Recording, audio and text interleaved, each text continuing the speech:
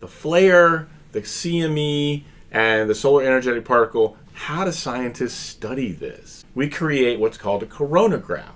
We look towards the sun, but we put up a disk on a little arm and we block this disk of the sun out because it's so much brighter than the outer part. The difficulty is we can't do as good a job as nature. Nature makes a really cool kind of observation for us called a total solar eclipse. In that case, the moon blocks out the disk of the sun and allows us to see the extended atmosphere of the sun called the corona, this wispy structure, very faint, but that's actually where the magnetic fields are defining all of the structure that you see. And that's where energy is being released that's producing solar flares, coronal mass ejections, and solar energetic particles.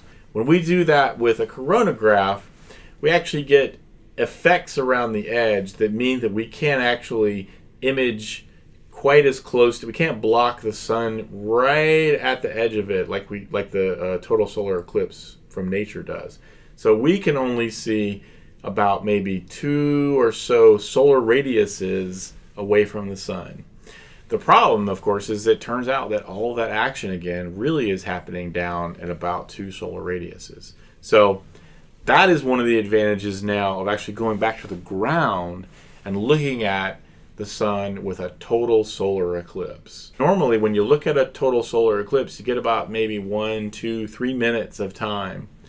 But if you take the same observations all along that path, then you end up getting observations of the corona for about 90 minutes. And that is really exciting because that is what we need to really understand what's going on. We need to see the dynamics. We need to see things happening, things changing.